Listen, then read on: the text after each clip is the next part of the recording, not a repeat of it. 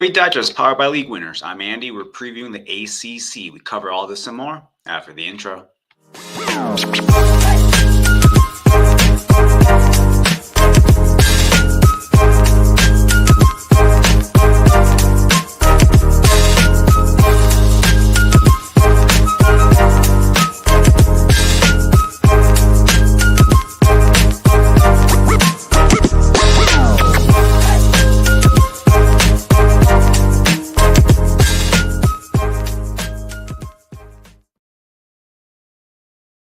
What is going on, everyone? We are continuing our conference previews and we are covering the ACC Part 2.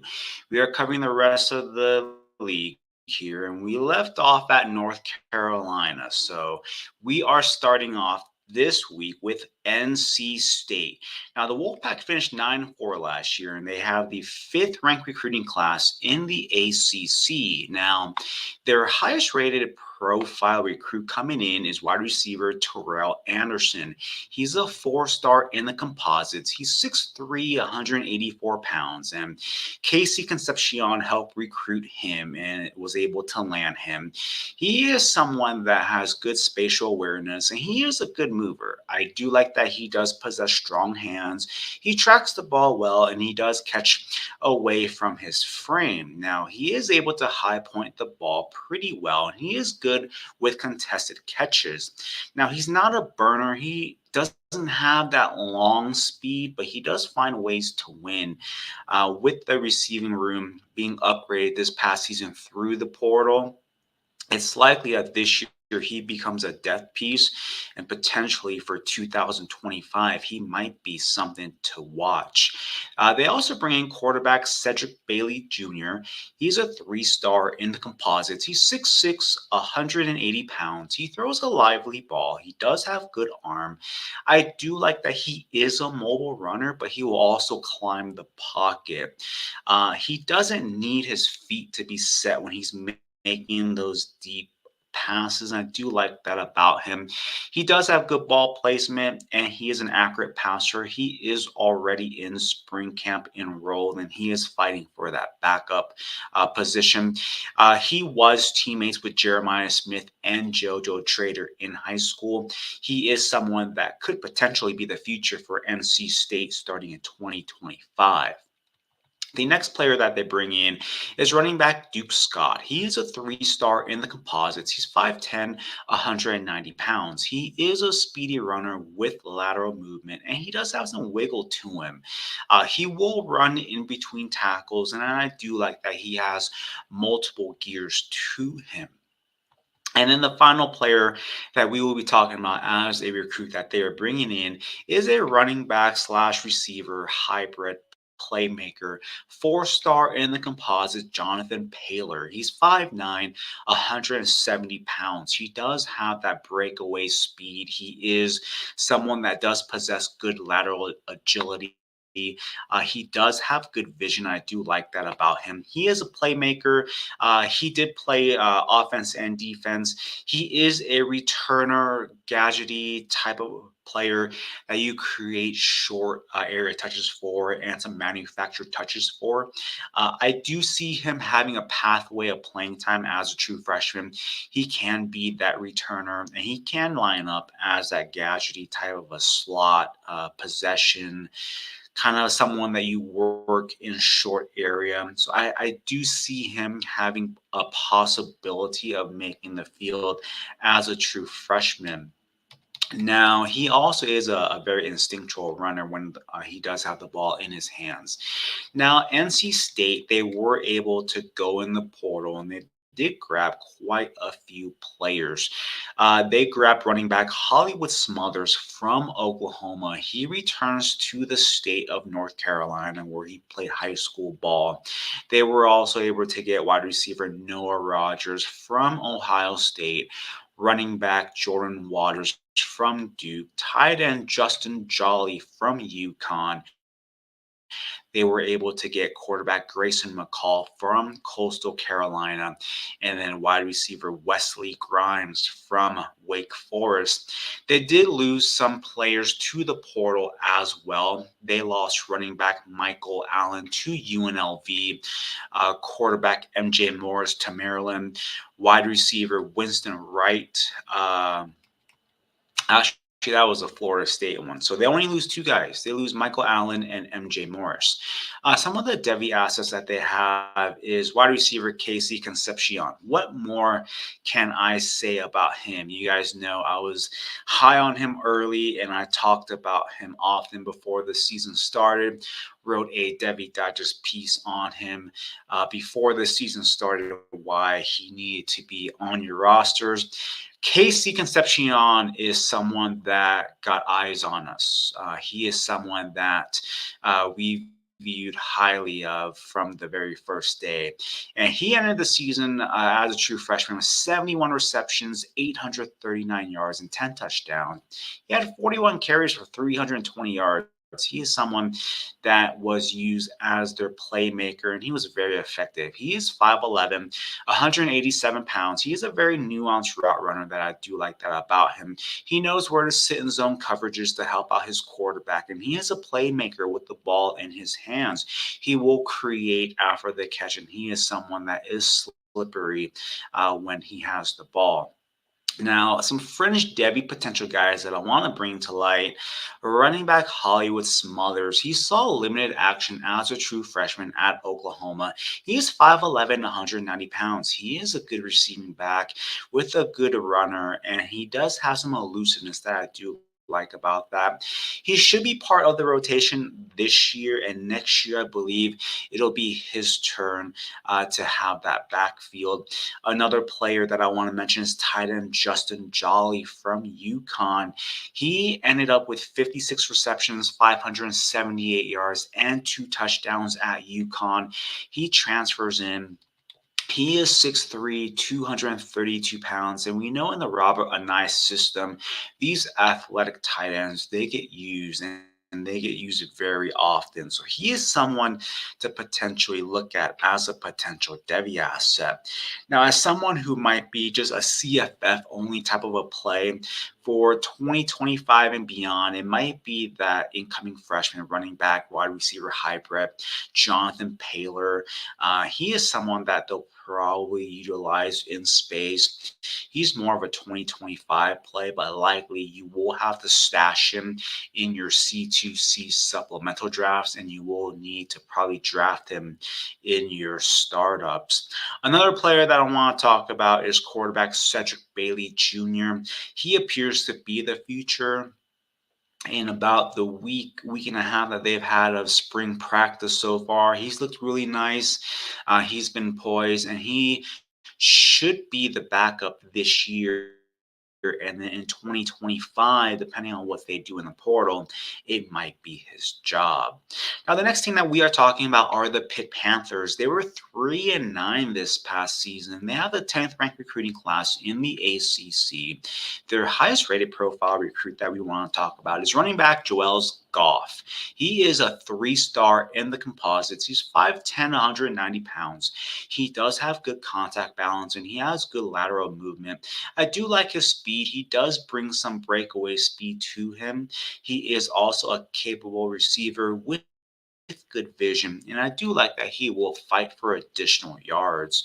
Two other players that they bring in is quarterback Julian Duggar. He's a 3-star in the composites. He's 6'2", 195 pounds, and then wide receiver Cameron Montero. He's a 3-star in the composites. He's 6'3" and 180 pounds. Now, in the portal, Pitt, they were able to grab quarterback Eli Holstein from Alabama. And they also added some depth pieces because they lost some depth pieces to the portal. For Pitt, I don't really consider anyone as a Devy asset. They do have a potential fringe Devy guy. That is going to be tight end Gavin Bartholomew. He hasn't really been used as a weapon in the system, but every year they do talk about him. And they also talked about him a couple of weeks ago when they kicked off their spring practices. He does have a nice skill set, and I do see him possibly being kind of a day three guy. So in your leagues where it's a tight end premium, if you are weak at the position and he's available in your supplemental drafts, he might be someone that you look at late in those drafts. As a CFF asset, I'm going to say running back Rodney Hammond. I'm going to give him one more opportunity. Last year, he was hyped up as a fringe Devy kind of an asset. He didn't really live up to the potential, but he did show some flashes. Pitt traditionally leans on one running back, and last year we assumed it would be him. It started off that way, and then they kind of veered off from him, but they did kind of pivoted back to him towards the end of the season. He is someone that I'm willing to hold on to if I do have him in a C2C league. In startups, I would probably avoid the entire backfield, to be perfectly honest. But there was some buzz on him last year. You never know. They might lean on him. And if so, it might be a nice play. Now, the next team that we are talking about are the SMU Mustangs. They finished the season 11-3 last year. Now, they do come into the ACC this year. They have the 17th ranked recruiting class in the ACC, and their highest rated profile recruit that we are talking about is wide receiver Derek McFall. He's a 3-star in the composites. He's 5'10", 190 pounds. He is someone that could potentially be a depth piece this year. And if in 2025 they need some weapons, he might be someone that gets elevated. So he is someone to watch, but you probably don't necessarily need to draft him this year in your leagues. Now, in the portal, they were able to grab wide receiver Ashton Kozart from Oregon. They didn't really lose anyone, and they also don't really have any Devy assets. They do have a couple of fringe Devy potential guys that I want to talk about. And the first one is quarterback Preston Stone. I've been going back and forth with him on if he's a Devy asset or not. Right now, I'm leaning more on that fringe Devy side. I do see some third, possibly fourth round NFL draft capital next year. He's one of those fringe guys for me. He threw for nearly 3,200 yards last year with 28 passing touchdowns. He does have some good size to him. He is 6'1", 219 pounds. I've been watching his tape, and I've been kind of borderline on him. He does make some nice throws at times, and I see flashes where I see him working at the next level. And then there are times where he will make a play that leaves me questioning on why he did that, why he chose to do that. Now, they do move up to the ACC this year, so we will get a chance to see him against some better competition, against some more speedy defenses in the ACC. So we should get our answer on if he is a true Devy asset or not. I do like his arm talent. His decision making comes and goes. His accuracy, I do like, but I just have more questions about him that I want to see answered this year. He is recovering from a broken leg, and he is out for spring camp, but he should be back by fall. Another guy that I want to talk about is wide receiver Jordan Hudson. He transferred in from TCU last year, and he, in limited opportunities, was pretty successful. I mean, he had a good season. 30 receptions, 427 yards for 7 touchdowns. Again, on those limited productions, he did give you those 7 touchdowns. He is 6'1", 192 pounds. And when he transferred in last year, it was always my belief that this year would be his season. Last year, there were bodies in front of him. he had to learn the playbook, learn the system, kind of get acclimated to his quarterback. And, it would be this year's when he would shine. So he has shown the talent, and I do want to see him take that next step. Another player is tight end RJ Maryland. He is coming off a pretty good season, over 500 receiving yards and 7 touchdowns. He's 6'4", 233 pounds. He's a very athletic tight end. He does have some Devy potential. I want to see him put on probably another 15 pounds, to be perfectly honest. I don't know if he'll do that. But I also want to see him being more of an active blocker when he is more in line and they're calling run plays. The next team that we are talking about are the Stanford Cardinal. They were 3-9 last year. They are coming into the ACC, and they do have a pretty decent recruiting class coming in. They have quarterback Elijah Brown, who's a 4-star in the composites. He is 6'1", 197 pounds, and he will make those tight window throws that you like to see. He is an accurate passer who is able to layer his throws. He's able to extend his, the play in the pocket. And I do like his ball placement. Now, he's not a runner. He will be mobile in the pocket, and he will kind of navigate within the pocket. And I do like his vision. He will always keep his eyes downfield to see where his playmakers are and where he can make that throw. Now, he does have the ability to get the ball out fast. He does read defenses pretty quickly. My thing that I question about him is his arm strength. To me, it's more on the average side. But he did take over Modern Day as a freshman. Modern Day is a powerhouse out in California, and he was a 4-year starter. So I do like some things that I see with him.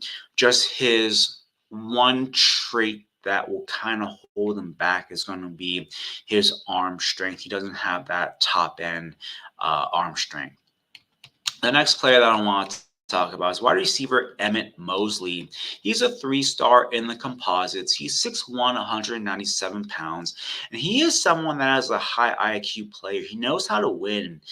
He knows his limitations, and he is someone that will fight, and he is that gritty type of a wide receiver. He knows where to sit in zone coverages, and I do like his route running ability. The next player that I want to talk about is running back Chris Davis. He's a 3-star in the composites. He's 6 foot, 182 pounds. He has decent speed to him. I do like his contact balance. He does possess some nice hands as a receiver in the backfield. He did return some kicks and punts, so he does have some extra outs as a true freshman to get on the playing field. As a runner, I do like his lateral movement. He does show some elusiveness, and he does fight through contact. Now, running back Cole Tab is another guy that they bring in. He's also a 3-star in the composites. He's 5'8", 185 pounds. He's more of that compact build. It'll be interesting to see that Stanford running back room and how that will shape itself out. And then they also bring in tight end Benjamin Blackburn. He's a 3-star in the composites. He's 6'6", 230 pounds.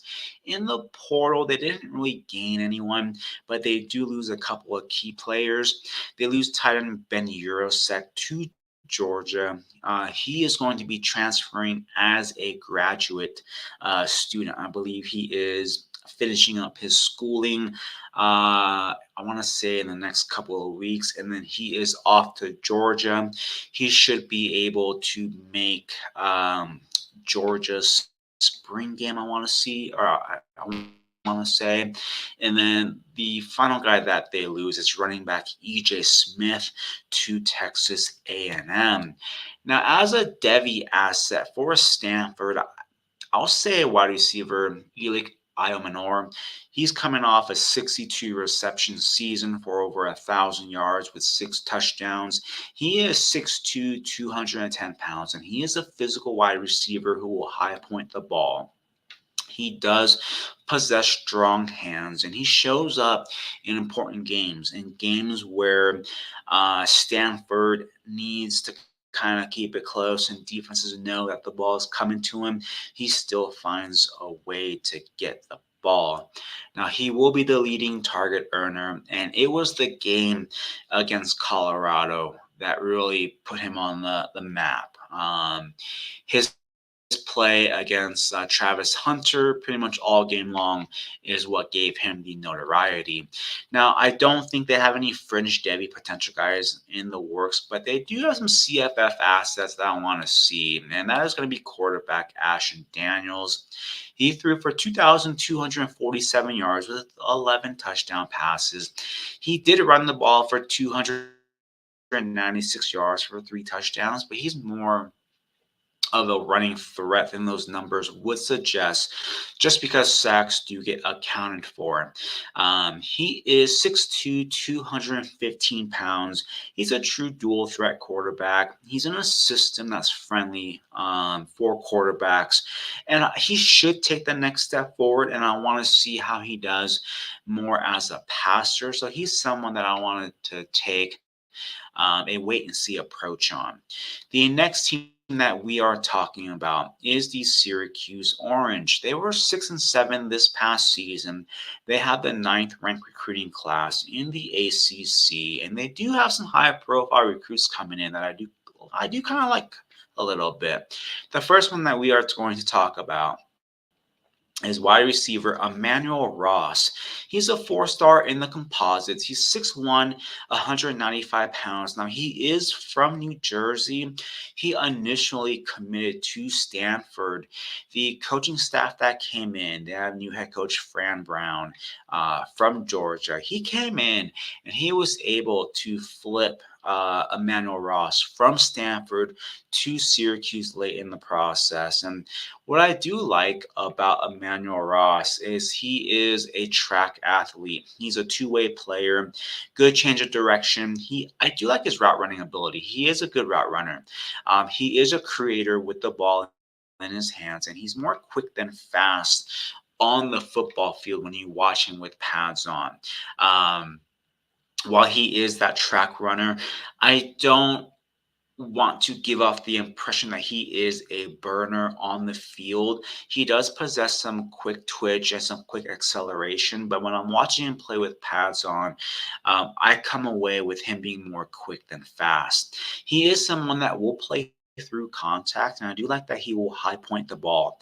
He has good body control, and he does possess strong hands. They do bring in a couple of more players here. Tight end Jamie Tremble. He's a 3-star in the composites. I believe he is the younger brother of Carolina Panthers tight end Tommy Tremble. They also bring in wide receiver Jalen Hornsby. He's a 3-star in the composites. He's 6'1", 200 pounds. And then they bring in a running back that I do like a little bit, Yassine Willis. He is a 3-star in the composites. He is 6 foot, 200 pounds. I do like that he does show some speed to his game, and he will get small through the hole and then accelerate through. He does possess some good size and speed combination that I do like about him. He is a one cut and go type of a runner. I do like that he is decisive, and he will fight through contact. He is someone that's going to lower pads and gain some additional yards. He does bring to him some good vision. He's a patient runner. I do like his contact balance. And something that is underrated, but what I believe will help him gain the trust of the coaching staff is he is a good pass protector. Now, I do like one more player that they bring in. That is quarterback Jakari Williams. He is a 3-star in the composites. He is 6'1", 185 pounds. I do like his arm. He has a strong arm. The ball just jumps out of his hands. He does possess good mobility. He is more of a power runner. If I were to describe his style, he does have good vision when running the ball. He is able to throw with touch. He will evade in the pocket to buy additional time. And I do like that he's able to make those off platform throws. He is a good athlete for the position. I like his ball placement. He's able to show that he has the ability to layer his throws in. I do like that he is that rhythm and timing kind of a passer. He will get the ball out of his hands and get to his playmaker so that they can develop and create after the catch. Now, supposedly he runs a 4.62 in the 40. He has the raw tools, and I do like that he will be sitting for probably this year. And depending on how next year goes, if they bring in anyone from the portal or how everything, works its way out, he might be someone that is a 2025 play in going forward. Now, in the portal, Syracuse brings in quarterback Kyle McCord from Ohio State.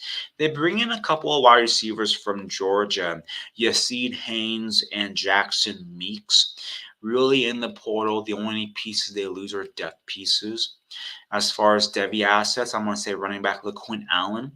He ran for over 1,000 yards, had 9 touchdowns, and he had 38 receptions. He is 6 foot, 195 pounds. His play suffered through an inconsistent offensive line for the entire year. There were games where he showed up and played very well, and there were games where there were just no holes for him. His play style reminds me of Tony Pollard. He is someone that has good soft hands. He is a natural pass catcher for the position. I do like his vision and his ability to get to the next level, and I do like he does possess good lateral agility. A fringe Devy asset is going to be tight end slash wide receiver hybrid, Oronde Gadsden the second. He missed the majority of the 2023 season. Reports are he is active for spring practices, so it's a good sign that he's come back from that injury. In 2022, he was a playmaker for the Orange. He has 61 receptions for 969 yards and 6 touchdowns. He is 6'5", 223 pounds, and that frame is kind of that, you know, is he a big bodied wide receiver? Is he going to be able to bulk up to be a tight end? To me, the reason why they use him as a tight end and not as a, you know, that big body wide receiver is he does not possess that speed to be a wide receiver. So they use him more as a detached tight end, a big slot type of a build, type of a playmaker. And I question him on the next level just because of that. Is he going to stay at around 225 pounds? Is he going to bulk up to get into the 230, 240 range to be a true tight end at the next level? And then if he is that, is he going to be more of that move tight end where they won't be using him as a blocker? And then if so, he's going to be landing spot dependent at the next level. So I just have those questions about him. I It's kind of similar to a Johnny Wilson. He isn't physical enough, isn't fast enough, isn't twitchy enough to play wide receiver at the next level. So really, you're kind of at that positionless kind of a player, and you need to go to an offensive minded coach or someone that can be inventive and put him in ways to win. So because of that, he becomes that very niche player where he has to go to that right style of team to work at the next level. So that's my concern with him. Two other players that I want to talk about will be as fringe Devy assets are going to be the incoming freshman wide receiver Emmanuel Ross. he does have a pathway of playing time. That receiving room is losing a bunch of vacated targets due to graduation, due to transfers. So that room is wide open. Now I understand that Gatson will take he will take a big chunk of those targets, but there's still that second playmaker, that third playmaker that needs to be developed on this team. And Emmanuel Ross has the ability to see playing time as a true freshman. If he is more on that wide receiver three, wide receiver four, then definitely he is someone to watch for 2025. And then running back Yassine Willis.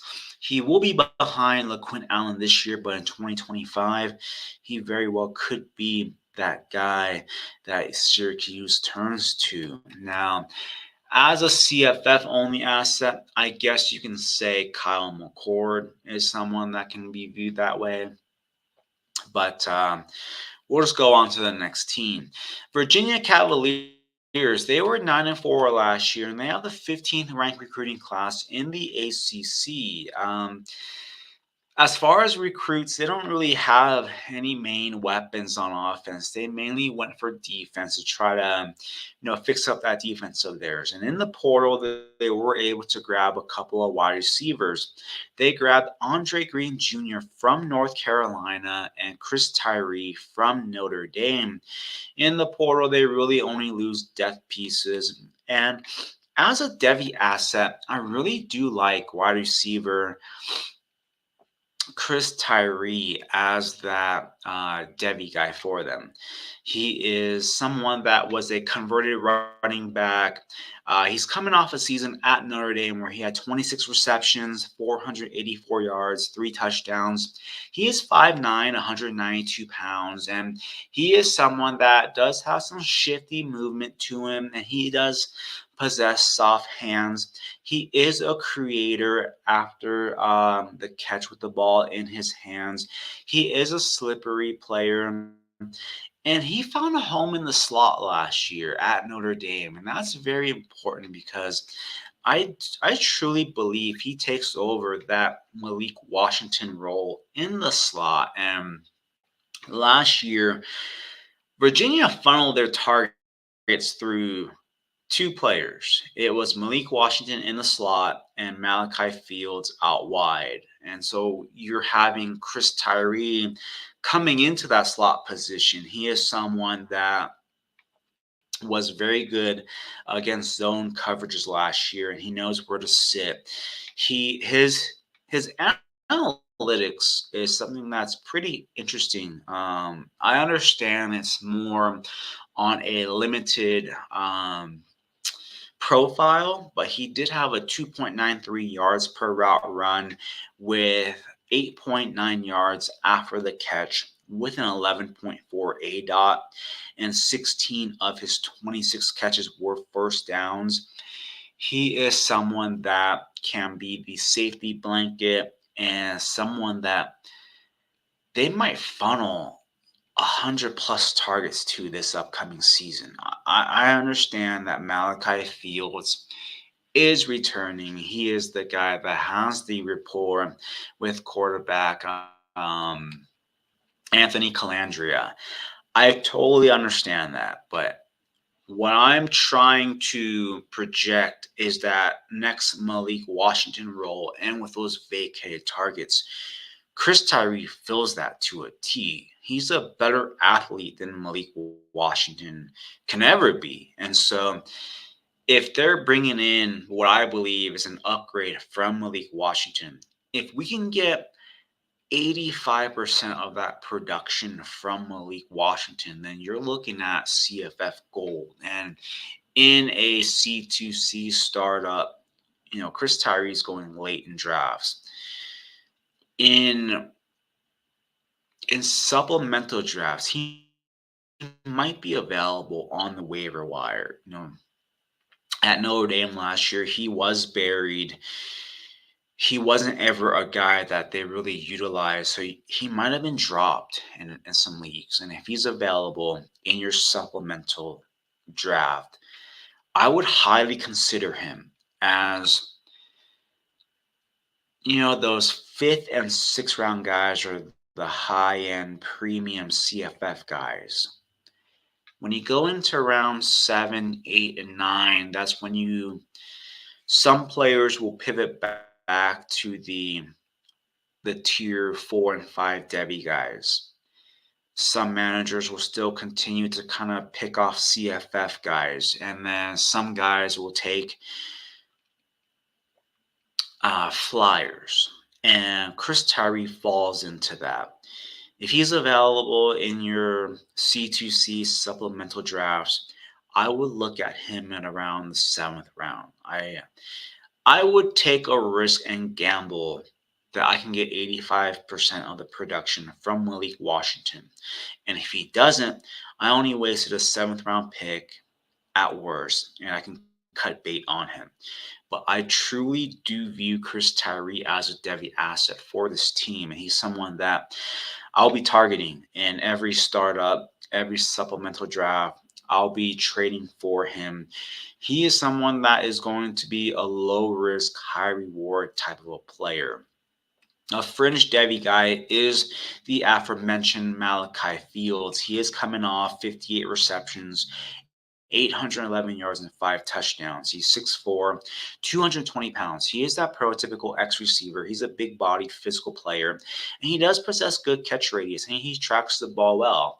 So he is someone that I totally understand why someone is going to say Chris Tyree is not the Devy guy. It's Malachi Fields. I totally understand that. I'm just going through what this system did last year, where they funneled through essentially two targets.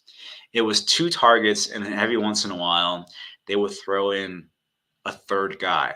And so if you're looking at the number one target leaving, and you have someone coming in from the portal that is a pretty good athlete, plays a similar role, all I'm saying is Chris Tyree is a good value.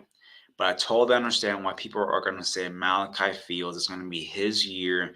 He's going to be the wide receiver one, and he's going to be a true Devy asset where he might get 70 plus receptions. I won't argue with anyone based on that. So I do see the potential with both of these receivers. And because of that, you have to view quarterback Anthony Calandria as a CFF asset. I will not label him as a French Devy guy yet, but as a true freshman last year, he threw for nearly 2,000 yards, had 13 passing touchdowns. He was a pretty good runner. He had 225 yards, and we do have to remember sacks are taken into account when we look at these college stats. He is 5'11", 180 pounds, so he is on the lighter frame. He is someone that is going to have to bulk up if he's going to be considered a Devy asset, and that's why I consider him more of a CFF only type of a play. And then the next team that we are talking about are the Virginia Tech Hokies. They were 7-6 this past season. They have the 6th ranked recruiting class in the ACC.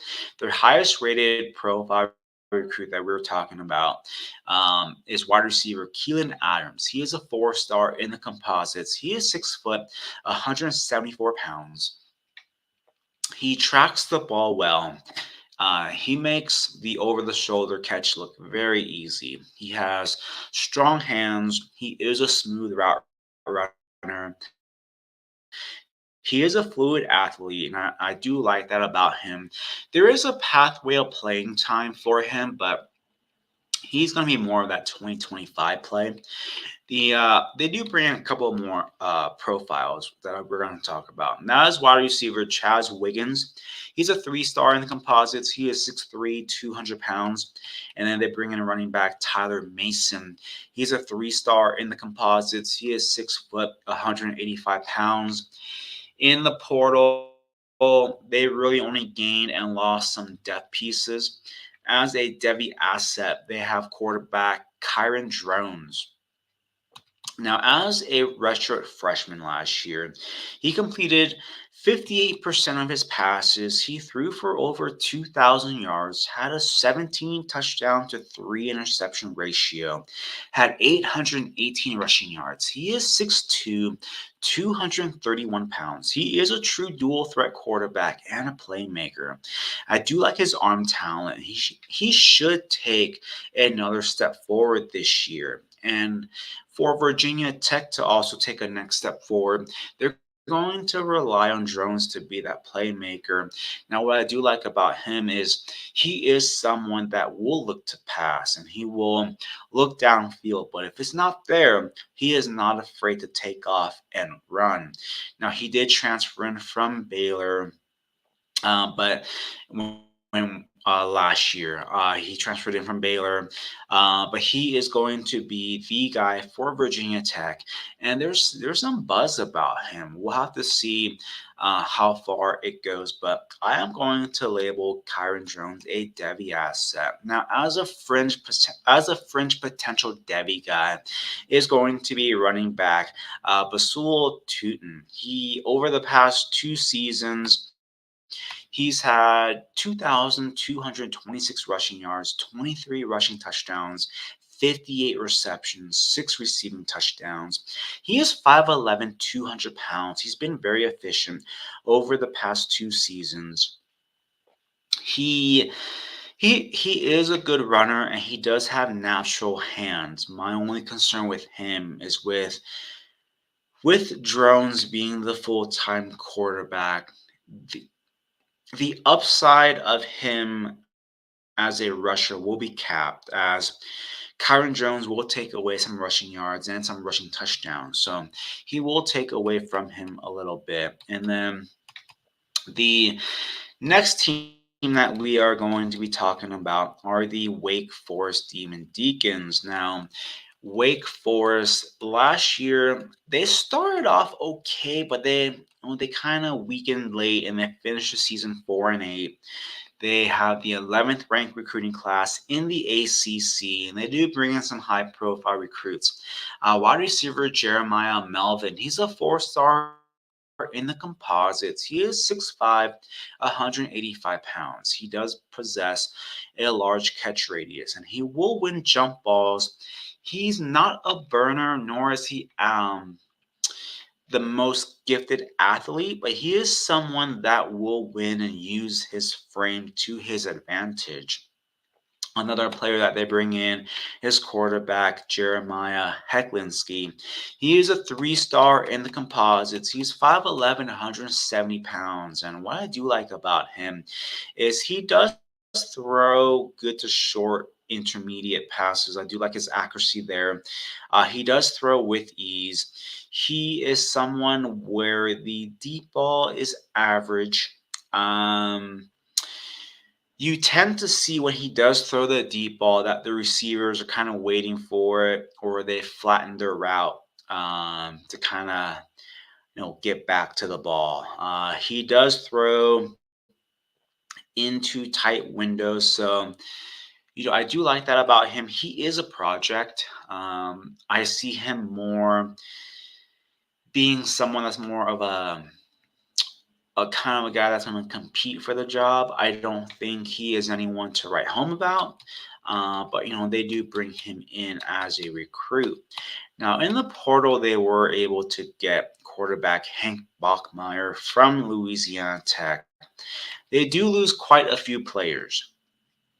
They lose the following: wide receiver Jamal Banks to Nebraska, wide receiver Keyshawn Williams to Indiana, wide receiver Winston Wright to East Carolina, wide receiver Wesley Grimes to NC State, quarterback Mitch Griffiths to Marshall, and running back Justice Eliason to Indiana.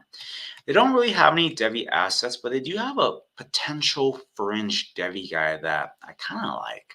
And that's going to be running back Damon Claiborne. He is a former track athlete. He ran for 586 yards with 5 touchdowns. He's 5'9", and 200 pounds. With Eliason transferring out, this should be his running back room, and he should easily eclipse over 800 rushing yards. We'll have to see how much more he can do after that, but it should be his running back room. There's a lot of changes to the quarterback and the wide receiver. So there's going to be some chemistry that needs to be formed. So they might lean on the running game early, and we could see Claiborne getting off to a good start. Now, he does need to show a receiving profile, but I do like him as a physical runner, and he does show some elusiveness to him, and he does show that track speed that he does possess on the football field. Now, for a CFF kind of a play, I'll look at wide receiver Taylor Morin.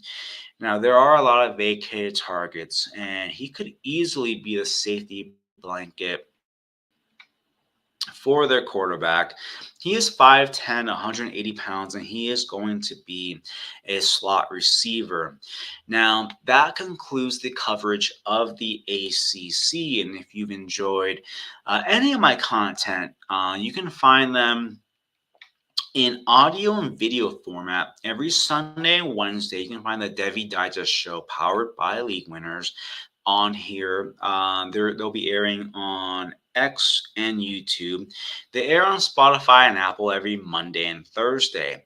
Every Monday, I host the Future Phenoms with Nino Brown and SC Romero, where we talk about tomorrow's rising stars.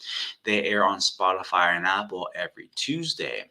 On Tuesdays, I do Welcome to the Big House through the CFB Nation. They air on Spotify and Apple a couple of days later.